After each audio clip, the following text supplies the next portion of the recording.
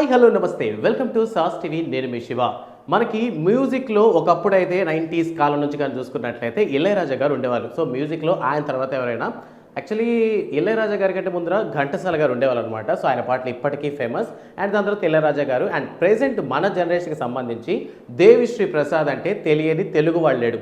ముఖ్యంగా ఆయన మ్యూజిక్కి ఆయన ఇచ్చిన మాస్ బీట్ కానివ్వండి, మెలోడీ సాంగ్స్ కానివ్వండి ఇప్పటికీ పిచ్చ ట్రెండింగ్లో ఉన్నారనమాట. ప్రస్తుతం పుష్పాది రూల్ సినిమాకి సంబంధించినంత వరకు ప్రెజెంట్ దేవిశ్రీ సంగీతాలను అందిస్తున్నారు. యాక్చువల్లీ పుష్ప సినిమా కోసం దేవిశ్రీ చాలా సినిమాలను వదులుకోవాల్సి వచ్చింది మధ్యలో. సో ప్రెజెంట్ ఏంటంటే పుష్పాది రైజ్లో ఆయన ఇచ్చినటువంటి మ్యూజిక్ కానీ బీజిఎం కానీ ఇప్పటికీ మనం వింటూనే ఉన్నాం. సో అటువంటి ఇంపాక్ట్ని కలిగించింది. భారత క్రికెటర్స్ కూడా ఆ పాటలే గ్రౌండ్లో స్టేజ్లో వేశారు. సో అలా ఉండేదన్నమాట మన Devi Sri music. So present Pushpa the rule అయితే ఆగస్టు 15న మన ముందరకైతే రాబోతుంది. సో దీనికి సంబంధించినటువంటి పాటలు కూడా ఏ లెవెల్లో ఉంటాయో, అంటే సుకుమార్ మీద ఎంత ప్రెషర్ అయితే ఉందో, సో అలానే మ్యూజిక్ పరంగా లేదంటే పాటల పరంగా కూడా దేవిశ్రీ మీద అంతే ప్రెషర్ ఉంది. సో అందువల్ల దేవిశ్రీ ప్రసాద్ ఏంటంటే ఈసారి చాలా జాగ్రత్తగా, అంటే ఇప్పటి వరకు ఇచ్చిన మ్యూజిక్స్తో బీజిఎంస్తో కంపేర్ చేస్తే ఇంకొంచెం బెటర్మెంట్ ఇవ్వడానికి ట్రై చేస్తున్నారు. బట్ ఈ పుష్ప అనే మత్తులో పడిపోయి దేవిశ్రీ గారు చాలా సినిమాలే వదిలేసుకున్నారంట. సో ప్రెసెంట్ ఈ పుష్పాది రూల్ తర్వాత దేవిశ్రీ గారు ఏం చేయబోతున్నారంటే ధనుష్ హీరోగా శేఖర్ కమ్ముల డైరెక్షన్లో రాబోతున్నటువంటి సినిమాకి దేవిశ్రీ స్వరాలను అందించనున్నారు. అండ్ దాంతోపాటు బాలయ్య బాబు నెక్స్ట్ మూవీ బాబీ డైరెక్షన్లో రాబోతున్న సినిమా కూడా దేవిశ్రీ ఆల్రెడీ కాంట్రాక్ట్ మీద సైన్ చేశారంట.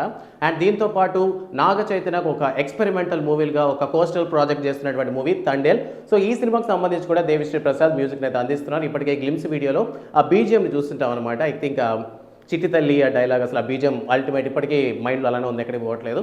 సో లైక్ ఈసారి ఏంటంటే కాస్త ఎక్కువ కాన్సన్ట్రేట్ చేసి ఎక్కువ ఇయర్స్ వేస్ట్ చేసుకోకుండా మళ్ళీ దేవిశ్రీ ఫామ్లోకి వస్తున్నారు. సో వరుస పెట్టి సినిమాలు ఉన్నాయి. అండ్ దాంతోపాటు సూర్య నటిస్తున్నటువంటి సినిమాలో కూడా ఈయనప్పటికే బీజిఎం ఇవ్వడం జరిగింది. మన గ్లిమ్స్ వీడియోని చూస్తున్నాం.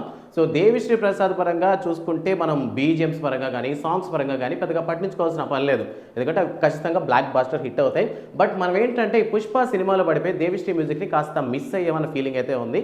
సో ప్రెజెంట్ ఇన్ని సినిమాలతో నెక్స్ట్ ఇయర్లీ ఒక 6 డజన్ సినిమాలతో దేవిశ్రీ ప్రసాద్ మళ్ళీ మన ముందరికి రాబోతున్నాడు అనమాట. ప్రెజెంట్ ఈ విషయం తెలుసుకున్నటువంటి మ్యూజిక్ ప్రేమికులు ఎవరైతే ఉన్నారో వాళ్ళందరూ చాలా హ్యాపీగా ఫీల్ అవుతున్నారు. సో మీకు ముఖ్యంగా మన తెలుగు మ్యూజిక్ డైరెక్టర్స్లో రీసెంట్గా మణి శర్మ గారు కూడా ఒక ఇంటర్వ్యూలో చెప్పడం జరిగింది, ఆయనకి పెద్ద సినిమాలు రావట్లేదు అనేసి. సో ప్రెజెంట్ ట్రెండింగ్లో ఉన్నటువంటి అనిరుద్ధ్ రవిచంద్రన్ కావచ్చు, మన దేవిశ్రీ కావచ్చు, తమన్ కావచ్చు, అండ్ ఒకప్పుడు మంచి మెలోడీని అందించినటువంటి మనకి అనూప్ రూబెన్స్ కావచ్చు. So present Telugu hero music డైరెక్టర్కి సంబంధించినంత వరకు మీకు ఏ మ్యూజిక్ డైరెక్టర్ అంటే ఇష్టం అనే విషయాన్ని కామెంట్ సెక్షన్లో మెన్షన్ చేయండి. అండ్ ఈ వీడియో నచ్చితే లైక్ చేయడం మాత్రం మర్చిపోకండి. అండ్ కొత్త మూవీ అప్డేట్స్ కోసం సాస్ టీవీని సబ్స్క్రైబ్ చేసుకోండి. Thanks for watching.